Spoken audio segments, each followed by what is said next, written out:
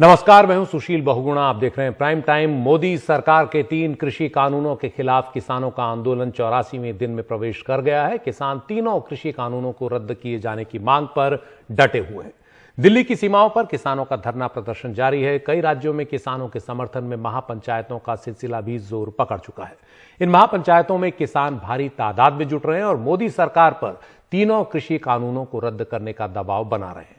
दिल्ली के गाजीपुर बॉर्डर से आई ये तस्वीरें भी सरकार पर दबाव बनाने की ही कोशिश है। किसान नेता राकेश टिकैत आज गाजीपुर बॉर्डर पर हल लगाते नजर आए। इशारा साफ है, किसानों ने यहां भी और दिल्ली की अन्य सीमाओं पर अपना धरना लंबा खींचने की तैयारी कर ली है। आज पहले राकेश टिकैत ने यहां फूलों के पौधे लगाए और फिर हल चलाकर मक्का और जौ बोने की तैयारी में है। किसान भी अब समझ गए हैं कि लोगों के दिमाग में छाना किस तरह से है। मुद्दा तो मजबूत होना ही चाहिए, जो है भी, तस्वीरें भी ऐसी हों कि लोगों के दिलों में गहरी बैठ जाएं। तो सरकार पर दबाव बनाने की चौतरफा कोशिशों में से एक कोशिश राकेश टिकैत ने यहां और की है, और उधर तैयारी गुरुवार की भी है, जब संयुक्त किसान मोर्चा की ओर से देशव्यापी रेल रोको की घोषणा की गई है।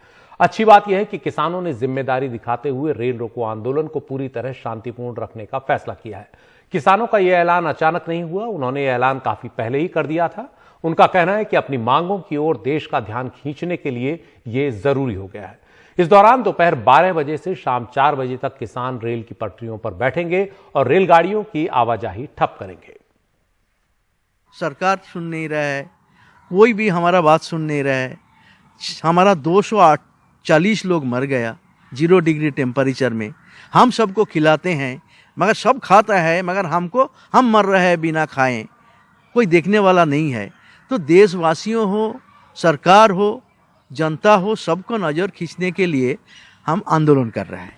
जो मुसाफिरों की दिक्कत आएगी उसको लेकर आप लोगों का कोई विचार की कैसे? नहीं, विचार होता है। ऐसे 15 दिन पहले हम घोषणा किया है, कोई अचानक नहीं है। कोई प्रतिवाद के लिए कुछ रिएक्शन तो होता ही है, कुछ लोग को तकलीफ होता है, मगर जो लोग को तकलीफ होगा उससे ज्यादा तकलीफ हमारा है। रेल रोको आह्वान को देखते हुए रेलवे बोर्ड के चेयरमैन ने आज एक अहम बैठक बुलाई, जिसमें रेलवे के सभी 16 जोन के जनरल मैनेजर्स और रेलवे प्रोटेक्शन फोर्स के डायरेक्टर जनरल शामिल हुए। बैठक में मुसाफिरों की सुरक्षा और सुविधा और रेलवे की संपत्ति की सुरक्षा बनाए रखने के लिए जरूरी कदम उठाने पर विचार किया गया। रेलवे ने फिरोजपुर और अंबाला डिवीजन में कुछ ट्रेनों को गंतव्य से पहले ही रोकने का फैसला किया है। जो संवेदनशील इलाके हम लोगों ने चिन्हित किए हैं उसमें अधिकांश क्षेत्र जो है वो नॉर्दर्न रेलवे का फिरोजपुर डिवीज़न, अंबाला डिवीज़न और कुछ पार्ट जो है वो दिल्ली डिवीज़न का है। और उसके अलावा छिटपुर जो है वो जैसे थोड़ा बंगाल में है, ईस्ट सेंट्रल रेलवे बिहार में है। तो ज़्यादा कंसंट्रेशन ऑफ फोर्स जो है वो हम लोगों ने इन्हीं जगहों पर किया है, पंजाब, हरियाणा और दिल्ली में। पंजाब, हरियाणा और दिल्ली। और कितनी बटालियन फोर्सेज रहेंगी सर? अभी हम लोगों ने जो हमारा नॉर्मल डिप्लॉयमेंट है उससे एडिशनल हमने 20 कंपनी जो है अभी इसके लिए और दी है और लगाया। कृषि कानूनों पर किसानों के विरोध का खमियाजा बीजेपी को होने लगा है। पंजाब से बीजेपी के लिए खराब खबर आई है, जहां स्थानीय निकाय चुनाव में बीजेपी का सूपड़ा साफ हो गया है।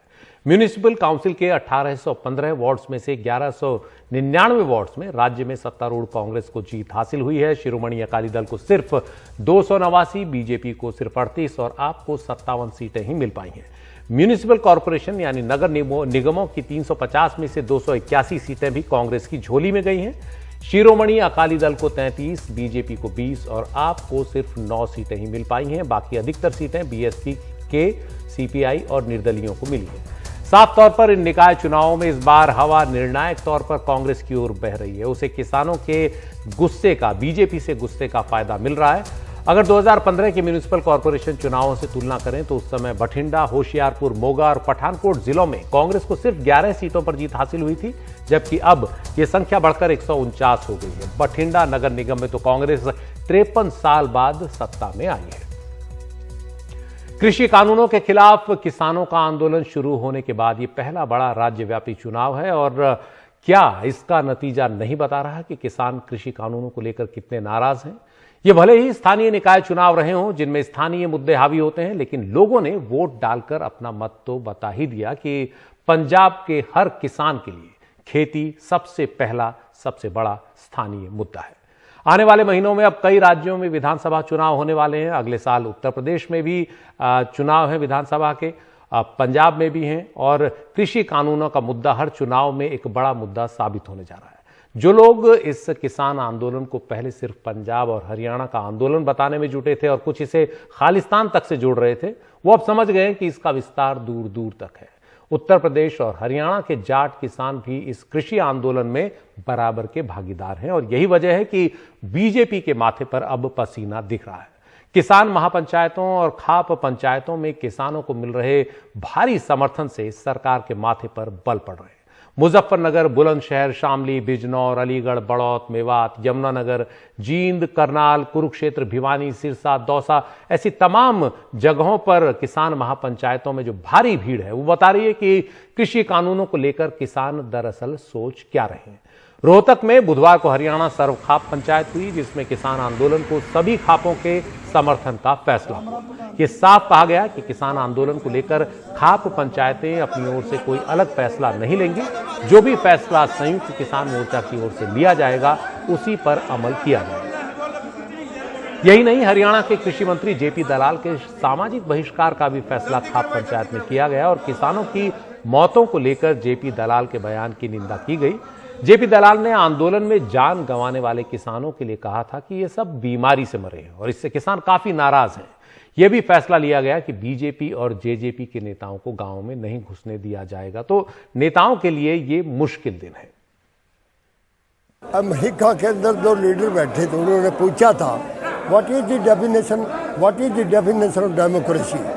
दूसरा लीडर ने उसका क्वेश्चन आंसर दिया था government of the people, government by the people, government for the people.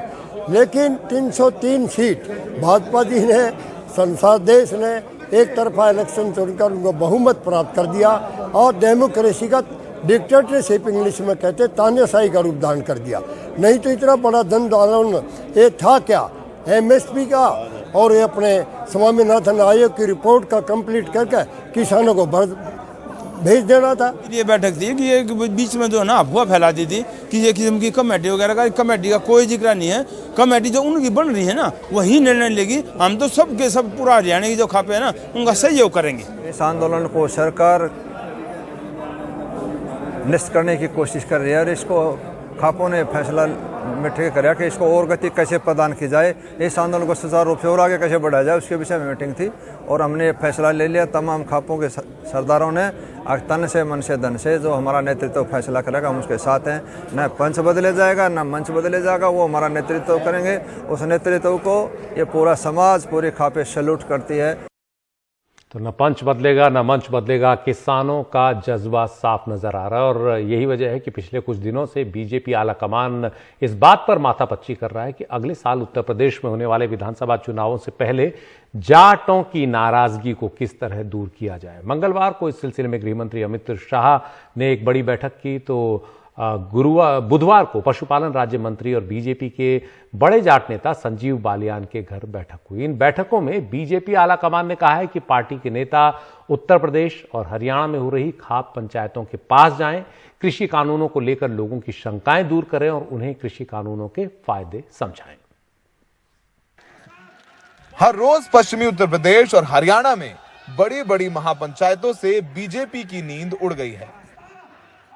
Sangwan, Dahiya, दलाल, बाल्यान जैसी बड़ी जाट खापों ने भी महापंचायत कर किसान आंदोलन का समर्थन किया है। बीजेपी को दिखने लगा है कि जाट लैंड में उसकी जमीन कमजोर पड़ने लगी है। राकेश टिकैत के आंसुओं ने बीजेपी का सबसे ज्यादा नुकसान किया है। राकेश टिकैत भी जाटों की बाल्यान गोत्र से हैं, जिसके प्रमुख उनके भाई नरेश टिकैत हैं। जेपी नड्डा और अमित शाह ने बीजेपी के जाट नेताओं को खाप पंचायतों को समझाने के लिए कहा है। एक अलग प्रकार का ये भ्रम पैदा करने की कोशिश एक सच्ची कौम में, एक भोली कौम में जिसे किसान कहते हैं, उनके मन में डालने की कोशिश की है। और हमारा ये फर्ज बनता है, क्योंकि हम भी किसान के बेटे हैं, हम सच्चाई जानते हैं कि इन बिलों से तो केवल लाभ होने वाला है किसानों को। उनके बीच में पहले भी हम जाते रहे, कोई नई बात नहीं है, फिर लगातार उनके बीच में जाएंगे और जो भ्रम है उसको दूर करेंगे। खाप पंचायत के जो मुखिया हैं वो हमारे बुजुर्ग हैं, हमारे सम्मानित हैं, हमारे घर के लोग हैं।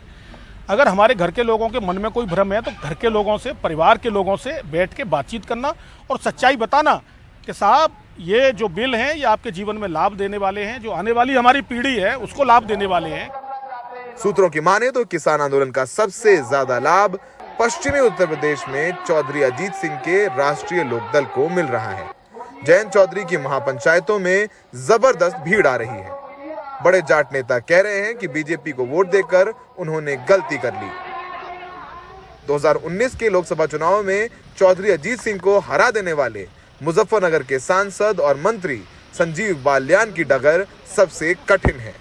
बुधवार को उन्होंने भी जाट नेताओं के साथ अपने घर में बैठक की। लोकदल के नेता जयंत चौधरी ने बीजेपी की जाट मीटिंग को कास्ट वोट बैंक पॉलिटिक्स करार दिया है। सरकार को बैठक कर लें तो इससे बेहतर ये है कि बैठक करें कि किसान का जो मूल समस्या है उसका हल कैसे निकाला जाए। किसान की बात मानोगे नहीं, जात पात की बात करोगे, अब गोत्र की बात उछाल रहे हैं। अगर अमित शाह जी ये सोचते हैं कि गोत्र की बात करके, खाप की बात करके आप किसानों को मना लोगे, आप अभी तक किसान के मिजाज को समझ नहीं पाए। बीजेपी की जाट नेताओं की बैठक को राकेश टिकैत ने उनकी सरकार पर आखिरी कील करार दिया। अब ये खालिस्तानी बता रहे थे, अब ये नया सब ले आए जाट लैंड वाला। हाँ। यही इनका नाश का कारण बनेगा। अच्छा, तो ये जो बांटने का काम कर रहे हैं, यही इनका इलाज करेगा। ये गलत चीजें हैं, देश को तोड़ने का काम ना करेंगे। पहले खालिस्तानी बताते थे, अब जाट लैंड बताने लगे। इसमें मैं कोई तमाम सारे नेता थे, संजीव बालियान थे, उसमें गलत चीज है कि आप किसानों को समझाइए। वो तो वही बताएंगे ना, क्या इनको उन्होंने ही वोट दी, दूसरी बिरादरी ने किसी ने वोट नहीं दी इनको। मुजफ्फरनगर दंगों के बाद पश्चिमी उत्तर प्रदेश में जाट चौधरी अजीत सिंह को छोड़कर बीजेपी में चला गया था।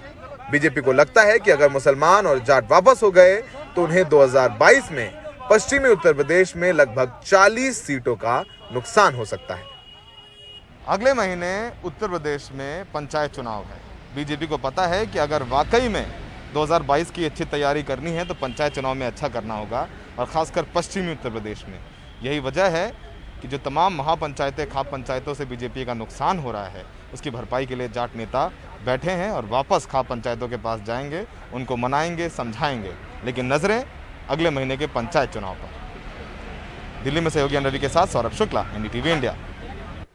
तो अगले महीने ही उत्तर प्रदेश में पहला बड़ा जो इम्तिहान है बीजेपी का वो होना है, और कृषि कानूनों के खिलाफ किसानों के मौजूदा आंदोलन में जाट समुदाय की भूमिका उस दिन से और गाढ़ी हो गई जिस दिन दिल्ली के गाजीपुर बॉर्डर पर बैठे किसान नेता राकेश टिकैत की आंखों में आंसू आए। 28 जनवरी को राष्ट्रीय लोकदल के नेता और जाट नेता अजीत सिंह के बेटे जयंत चौधरी ने ट्वीट कर कहा था कि अभी चौधरी अजीत सिंह जी ने बीकेयू के अध्यक्ष और प्रवक्ता नरेश टिकैत जी और राकेश टिकैत जी से बात की है। चिंता मत करो, किसानों के लिए जीवन मरण का प्रश्न है, सबको एक साथ होना है, साथ रहना है, ये संदेश दिया है चौधरी साहब ने। और इसके अगले दिन जयंत चौधरी गाजीपुर बॉर्डर पर राकेश टिकैत से मिलने पहुंच गए, और फिर वो जाट राजनीति जो चुनाव में अक्सर पार्टी लाइन पर बिखर जाती थी, वो एक लाइन पर चलती नजर आई। 29 जनवरी को जयंत चौधरी ने इसका संकेत दिया जब उन्होंने ट्वीट किया कि किसानों को अपनी राजनीतिक पहचान मजबूत करने की जरूरत है, मुद्दों के लिए उठो और उसी तरह से वोट भी करो। हां, भारतीय किसान यूनियन के राकेश टिकैत ने भले ही बीजेपी के लिए वोट किया हो, लेकिन उन्हें भी सरकार की नीति के खिलाफ अपनी आवाज उठाने का अधिकार है। ये पहली बार नहीं है जब चौधरी साहब ने टिकैत परिवार के लिए स्टैंड लिया है, और ये आखिरी बार भी नहीं है। और किसानों के आंदोलन से जाट बेल्ट में बीजेपी की राजनीति बिखरती दिख रही है, और इसी पर बात करने के लिए मेरे साथ हैं खास मेहमान जगदीप संधू जो वरिष्ठ पत्रकार हैं, और कुछ ही देर में केवी प्रसाद वरिष्ठ पत्रकार हमारे साथ होंगे। संधू साहब, आपका स्वागत है। अब जिस तरह की स्थितियां दिख रही हैं, किसान आंदोलन आगे बढ़ रहा है, किसान झुकने को तैयार नहीं है और सरकार भी पीछे हटने को तैयार नहीं दिख रही, तो इसका पहला असर जो है वो अब चुनाव में दिखना शुरू हो गया। पंजाब के स्थानीय निकाय चुनाव में दिखा, अगले महीने पंचायत चुनाव है यूपी में, उसमें दिख सकता है, और जो जाट बेल्ट है खासतौर पर उसे लेकर ज्यादा चिंतित है बीजेपी। क्या बीजेपी कैसे संभालेगी इसे? देखिए, सबसे पहले तो मैं ये बता देता हूं कि ये जो जाट बेल्ट और जाट लैंड, ये जाट बेल्ट और जाट लैंड का एक जो नाम उछाल रहे हैं, ये शायद उचित नहीं है, क्योंकि ये सारा समूचा प्रदेश, इसमें कई तरह के समूह हैं, कई तरह की जातियां हैं। ठीक है कि जाट अग्रणी हैं, ज्यादा मात्रा में हैं, लेकिन अगर ग्रामीण परिवेश को हम देखें और किसानी का जो परिवेश है उसको अगर हम देखें, तो वो एक ग्रामीण समूह में है जिसमें सभी जातियां समायोजित हैं। तो इसको जाटलैंड कहना या जाट प्रदेश कह देना ये मुझे उचित नहीं लगता। हाँ, ये जरूर है कि ये किसान प्रदेश कह देना इसके लिए उचित शब्द हो सकता है, पहली बात। दूसरी बात ये है कि जहां तक भारतीय जनता पार्टी की सवाल है, भारतीय जनता पार्टी ने राष्ट्रीय राजनीति में जो किसान की राजनीति है उसको कहीं ना कहीं किसी तरह से गौण करने की कोशिश की। उसके ये आज परिणाम है कि एक समय था कि जब किसान की राजनीति देश के पटल पे बिल्कुल मानी जाती थी और उसको बहुत अहमियत दी जाती थी, जिसके साथ चौधरी देवीलाल हैं या चौधरी चरण सिंह हैं, पुराने नाम जुड़े हुए हैं और उन्होंने हमेशा किसान की राजनीति की। और वो किसान की राजनीति में सारी जातियां, भले ही उसमें दलित, क्योंकि ग्रामीण परिवेश में अगर हम ध्यान से देखेंगे जहां किसान है वहां सभी लोग सामूहिक रूप से एक दूसरे से जुड़े हुए हैं। तो इसको केवल जाटलैंड कह देना या जाटों की राजनीति कह देना ये मैं उचित नहीं मानता। ये किसानों की राजनीति है और हमेशा से होती रही है। किसानों के मुद्दे हमेशा से आते रहे हैं और हमेशा से प्रमुख रहे हैं। और जब भी ग्रामीण परिवेश को, उसके मुद्दों को अगर हम लेंगे या उसके मुद्दों को कोई भी नेता या कोई भी अग्रणी समाज लेगा तो वो, अब देखिए, अब बिहार में देखिए तेजस्वी ने जो किया या तेजस्वी को जो बढ़त मिली वो किस लिए मिली? क्योंकि वो ग्रामीण परिवेश के जो एक बहुत बड़ा मुद्दा था बेरोजगारी का, उसको तेजस्वी ने बड़े जोर शोर से उठाया।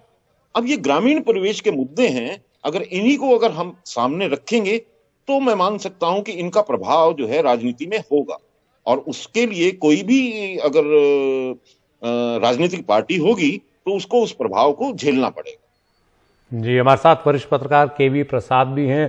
प्रसाद साहब, जो बात अभी जगदीप संधू जी कह रहे हैं कि इसे सिर्फ जाट बेल्ट के तौर पर देखना ठीक नहीं है, पूरे किसानों का मुद्दा है, ये पूरा राज्यव्यापी देशव्यापी मुद्दा है, इसको अलग अलग करके देखना ठीक नहीं है। लेकिन बीजेपी का जिस तरह से मैनेजमेंट नजर आ रहा है, उसे पहले सबसे ज्यादा नाराजगी जो है वो जाटों के बीच में लग रही है, उसे पश्चिमी उत्तर प्रदेश और हरियाणा में दिख रही है। जिस तरह का मैनेजमेंट पिछले 1-2 दिन से दिख रहा है उसका किसानों के बीच जाने का, आप किस तरह से देखते हैं इस नाराजगी को और बीजेपी को कितना खमियाजा भुगतना पड़ सकता है कृषि कानूनों के मुद्दे पर? देखिए, सवाल तो ये है कि ये तो सच्चाई है कि कृषि और कृषक के बीच की समस्या है और उसी को लेकर ही पिछले 70-80 दिन से जो आंदोलन चल रहा है दिल्ली के बॉर्डरों पे, वो हम लोग देख रहे हैं कहीं। और सवाल चूंकि पश्चिमी उत्तर प्रदेश में जो अधिकतर लोग जो माना जा रहा है जो कि गाजीपुर बॉर्डर पे बैठे हुए हैं वो जाट समुदाय से हैं, तो शायद इसलिए उसको उस नजरिए से भी देखा जा रहा है। पंजाब में भी काफी हद तक, क्योंकि कृषि और कृषक जो है जाट समुदाय से अपना ताल्लुकात रखते हैं, उसकी वजह से भी आप ये बात कह सकते हैं। लेकिन यहाँ पे सिर्फ कृषि या जो है ये कृषक के बीच में समस्या है और चूंकि वो लोग नहीं चाहते कि ये जो कानून सरकार की तरफ से पार्लियामेंट में पारित हुआ है वो उसके पर जो बात है वो हम समझाते हैं। रहा सवाल भारतीय जनता पार्टी का, एक राजनीतिक पार्टी है, वो सत्ता में है, वो दिल्ली में सत्ता में है, उत्तर प्रदेश में भी सत्ता में है, तो उनकी अपनी समझ है, उनको पता है कि किस तरह से वो देखते हैं, उनका अपना दृष्टिकोण है। क्या वो दृष्टिकोण कैसे देखा जाए, क्योंकि यहाँ पे करीब पिछले 2 दिनों से जो खबरें भी छपी और कई चीजें, चाहे वो दिल्ली हो चाहे वो हरियाणा हो, दिल्ली माफ कीजिएगा, दिल्ली के साथ सटा हुआ उत्तर प्रदेश, पश्चिमी उत्तर प्रदेश, उधर राजस्थान के कुछ इलाके और इधर आप देखिए हरियाणा में, यहाँ पे जाट काफी समुदाय पे काफी इनका दबदबा रहा है और इस तरफ पश्चिम उत्तर प्रदेश में, उत्तर प्रदेश की राजनीति में इनका दखल काफी दिनों से रहा है और उनकी वर्चस्व भी रहा है। तो वो जाहिर सी बात है कि ये चीज कोशिश होती है हर राजनीतिक पार्टी में कि क्या किस तरीके से, क्या से व्यक्ति विशेष, समुदाय विशेष, जाति विशेष कैसे इस चीज को सुलझाए और कैसे इसको राजनीतिक परिप्रेक्ष्य से हटा के देखें या राजनीतिक परिप्रेक्ष्य में देखें। जी, जगदीप संधू जी, सर्दियां भी अब लगभग निकलने को हैं, गर्मियों की तैयारी है, किसान लंबे आंदोलन की तैयारी में है, क्या दिख रहा है आपको, किस तरफ जा रहा है? कोई समाधान आपको निकट भविष्य में दिख रहा है या नहीं? जी, जहां तक मांगों का सवाल है, किसानों की मांगों का सवाल है और किसानों ने इन 3 बिलों में जो प्रावधान है उनको बहुत गहन से समझ लिया है, तो इसलिए उनको लगता है कि जब तक इसका स्थायी समाधान नहीं हो जाता तब तक वो शायद अपना कदम पीछे नहीं लेंगे। और किसानों के लिए ये अब एक अपनी जमीन बचाने का, अपने जनरेशन बचाने का एक बहुत बड़ा मुद्दा बन चुका है। और किसानों में दूसरी जातियां भी शामिल हैं, क्योंकि जो किसानों के साथ काम करते हैं उनमें भले दलित हों या भले दूसरे किसी और जाति से हों, वो भी शामिल हैं। अगर आप जैसे जाटों की बात करते थे या जाट लैंड की बात की जाती है, ठीक है कि दिल्ली के आसपास ये आंदोलन हो रहा है और दिल्ली के आसपास जाटों की जो संख्या है किसानी में वो बहुत ज्यादा है। लेकिन अगर मान लीजिए यही बात अगर ये आंदोलन महाराष्ट्र में होता तो वहां मराठे दिखाई देते। और ये आरोप आक्षेप जो अग्रणी जातियां हैं उन पे कभी कभी लगते भी रहे हैं कि वो दबंगई करते हैं या वो अग्रणी रहते हैं, लेकिन ये समायोजित था, एक सामान्य जन आंदोलन की तरह, उस तरह से मैं देख रहा हूं। और मुझे ये लगता है कि जब मैंने पहले दिन जब सिंघू बॉर्डर पे लोग आए थे और वो उन्होंने मोर्चा किया था, तब से मैं यही कह रहा हूं कि इसमें वार्तालाप में कई दौर होंगे। कई लोगों का कहना था कि 3 या 4 दौर में वार्तालाप पूरी हो सकती है, लेकिन मुझे ऐसा लगता था कि ये शायद बहुत लंबा खिंचेगा। और अब लगता है कि जो इन लोगों ने, जो किसान के जत्थेबंदियों ने और सामूहिक किसान संगठन ने जो निर्णय लिए हैं और जिस प्रकार वो अपने स्टैंड पे अडिग हैं, वो मुझे नहीं लगता कि ये डेडलॉक बहुत जल्दी कोई सॉल्व होने वाला है, क्योंकि उन्होंने ये मना कर दिया है कि जो इसमें प्रावधान है उनमें अगर कोई सुधार करने की गुंजाइश हो, बिल्कुल साफ मना कर दिया है। उनका कहना है कि तीनों बिलों को वापस लिया जाना चाहिए और साथ में जो एसेंशियल कमोडिटी एक्ट है उसके लिए भी उनका दबाव निरंतर बना हुआ है। क्योंकि ये अगर इसमें किसानों की तरफ से अगर देखा जाए, उनके दृष्टिकोण को अगर देखा जाए, तो उनके लिए ये अस्मिता का सवाल बन चुका है। और इसके साथ साथ जो दूसरे कामगार लोग हैं, कामगार वर्ग हैं, समाज के अन्य वर्ग हैं, वो भी इसमें शामिल होते जा रहे हैं, क्योंकि जो पीछे प्रावधान हुए हैं और जो जिसमें संशोधन दूसरे तरह के कानूनों में हुए हैं, उनसे उनके ऊपर भी प्रभाव पड़ता दिख रहा है। और अगर आप ध्यान से देखें तो आज के जो नतीजे पंजाब में दिखाई दिए हैं, उसमें पहले ये माना जाता था कि भारतीय जनता पार्टी का जो वर्चस्व है वो ग्रामीण क्षेत्र में कम है और शहरी क्षेत्र में अधिक है। लेकिन आज जो शहरी क्षेत्र के जितने भी नतीजे आए हैं उसमें भारतीय जनता पार्टी को कोई भी अप्रत्याशित अपेक्षित सफलता न मिलना ये जताता है कि ये जो आंदोलन है इसका प्रभाव कितना व्यापक है। जी, और प्रसाद साहब, किसानों ने इसे अपनी अस्मिता का सवाल बना लिया है। किसान अब ढंग से समझ गए हैं कि तीनों कृषि कानूनों में क्या है। उधर सरकार भी जानती है कृषि कानूनों में क्या है। सरकार ने कहा भी है कि वो संशोधन करने को तैयार है। किसान अपनी आपत्तियां बताएं, लेकिन किसान चाहते हैं कि तीनों के तीनों कानून वापस हों। तो रास्ता निकले तो कैसे निकले? सरकार इसे अस्तित्व का सवाल बना रही है, किसान अस्मिता का सवाल बना रहे हैं, तो कैसे होगा? चीन का मुद्दा भी कहीं ना कहीं हल्का फुल्का कुछ सुलझना शुरू हुआ, किसानों का मुद्दा कब सुलझेगा? क्या लगता है आपको, सरकार अब अपनी तरफ से कोई निर्णायक पहल कर सकती है? देखिए, सरकार की तरफ से जो मेरे ख्याल से प्रधानमंत्री जी ने दोनों सदनों में जो बात रखी है, वो एक मानिए कि वो एक सरकार की तरफ से स्पष्ट बात कही कि हम ये किस वजह से चाहते हैं। सरकार ने अपने हिसाब से जो प्रधानमंत्री जी के जो वक्तव्य है दोनों सदनों में, उन्होंने कहा कि हम जो किसान, जो छोटे किसान है जिनका करीब 12 करोड़ की उन्होंने बात कही, जो आंकड़ा दिया, तो उनके हित में ही कई सारी चीजें हैं। और उन्होंने जो बात कही, सवाल तो ये है कि जो इस वक्त आंदोलन का पे बैठे हैं, जो कर रहे हैं पिछले 70-80 दिन से दिल्ली के तीनों बॉर्डरों पे, वह उनका रुख साफ है, सरकार का रुख साफ है। तो दोनों अपनी अपनी बात में है। तो रास्ता तो जब ही निकलेगा जब दोनों एक कदम आगे निकले।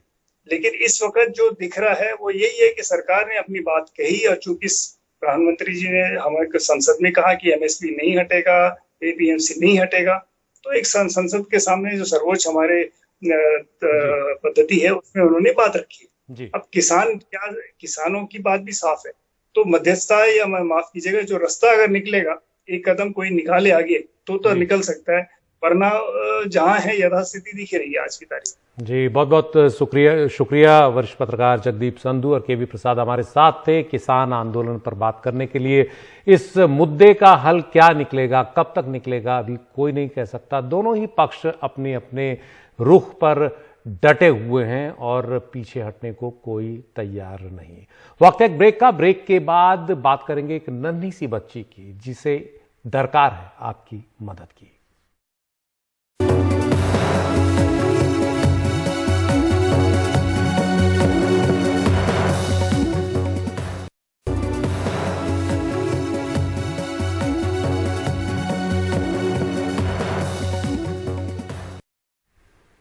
और अब बात एक ऐसी नन्ही बच्ची की जिसे हंसना खिलखिलाना था, लेकिन वो दिन ब दिन मुरझाती जा रही है।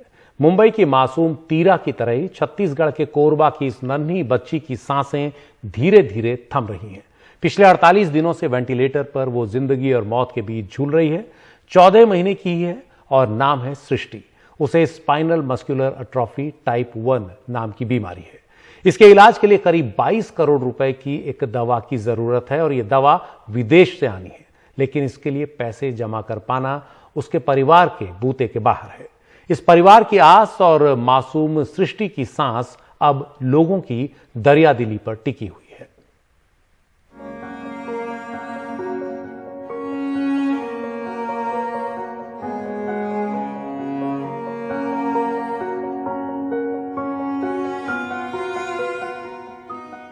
माँ बाबा की सृष्टि, 14 महीने की मासूम बिटिया, ये उम्र तो गोद में पालने में खेलने की थी, अस्पताल के पालने में नहीं। कोरबा के SCL में काम करने वाले सतीश के घर में 22 नवंबर 2019 को मासूम सृष्टि आई। 5 महीने बाद वो बीमार रहने लगी। लॉकडाउन में पिता बेबस थे। 14 दिसंबर को वेल्लोर लेकर गए तो कई टेस्ट के बाद पता लगा कि उसे स्पाइनल मस्कुलर एट्रोफी टाइप 1 है और इस बीमारी के इलाज के लिए महंगी दवा की जरूरत है। वो स्पाइनल मस्कुलर एट्रोफी टाइप 1 नाम की बीमारी हुई है और जिसका की दवा भारत में नहीं है। तो डॉक्टर लोग बोले कि इसका दवा विदेश में है, जिसका की अमाउंट बहुत ज़्यादा है, तो लगभग 16 करोड़ रुपए उसका दाम है वहाँ। और फिर वो अगर भारत में आए तो फिर उसके 6.5 करोड़ का टैक्स भी है, टोटल 22.5 करोड़ का लगभग है आसपास में।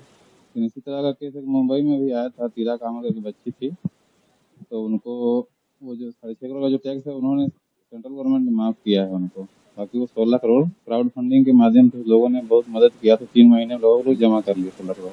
अभी उनका इंजेक्शन आने वाला है और मेरे पास भी कोई रास्ता नहीं है, उतना सारा पैसा तो है नहीं।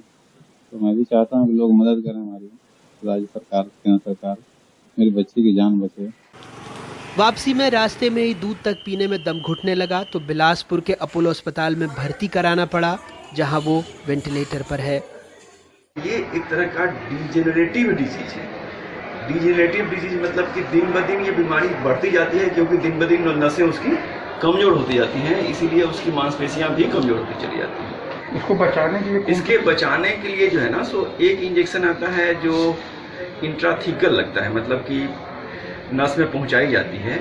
वो करीब 94 लाख का एक वाइल आता है और शुरू में 4 वाइल लगता है और फिर करीब हर 4 महीने पे एक वाइल लगता है। तो ये काफ़ी महंगी प्रक्रिया है। एक तो जीन थेरेपी भी होती है जो कि नस से दवाई पहुंचाई जाती है, उसकी दवाई काफ़ी महंगी है, $2.1 मिलियन का है। सृष्टि को बचाने के लिए 22 करोड़ रुपए से ज्यादा के महंगे इंजेक्शन और दवाओं की जरूरत है। उसके नाम पर बने मदद कोष में 14 दिनों में अब तक 356 लोगों ने 3,46,231 रुपए की मदद की है, जो 22 करोड़ रुपए के पहाड़ के सामने बहुत कम है। माता पिता को प्रधानमंत्री, मुख्यमंत्री के अलावा हमसे, आपसे उम्मीद है और डॉक्टरों को दवा की जल्द से जल्द जरूरत है। उसको कोई इन्फेक्शन नहीं हो, ऊपर से उसके लिए कुछ एंटीबायोटिक दे रहे हैं, उसको भोजन मिलता रहे और सिर्फ पाइप से उसको खाना पहुंचाया जा रहा है। उसकी सांस रुकी हुई है तो उसके कारण उसको वेंटिलेटर पर रखा गया है। लेकिन ये लंबा खींचने वाला चीज़ नहीं है, क्योंकि ये बीमारी बढ़ने वाली बीमारी है, ये बीमारी ठीक होने वाली बीमारी नहीं है। जब तक इसका जीन थेरेपी नहीं और जीन थेरेपी फिलहाल एक सपना ही दिख रहा है। एक बच्ची का बाप हूँ, कई कहानियां कहता हूँ, लेकिन ऐसी कहानी से रूह कांप जाती है। एक बाप की बेबसी याद आती है सियाराम शरण गुप्त की पंक्तियां, फूल की चाह, जिसमें वो कहते थे, मेरा हृदय कांप उठता था, बाहर गई निहार उसे, यही मानता था कि बचा लूं किसी भांति इस बार उसे। भीतर जो डर रहा छिपाए, हाय वही बाहर आया, एक दिवस सुखिया के तनु को ताप तप्त मैंने पाया। काली कांति पड़ गई इसकी, हंसी न जाने गई कहाँ, अटक रहे हैं प्राण क्षीणतर, सांसों में ही हाय यहाँ। अरे निष्ठुरे, बढ़ी हुई है यदि तेरी तृषा नितांत, तो कर ले उसे इसी क्षण मेरे इस जीवन से शांत। कोरबा से विजय और भोपाल से कैमरा पर्सन रिजवान खान के साथ अनुराग द्वारी, NDTV इंडिया।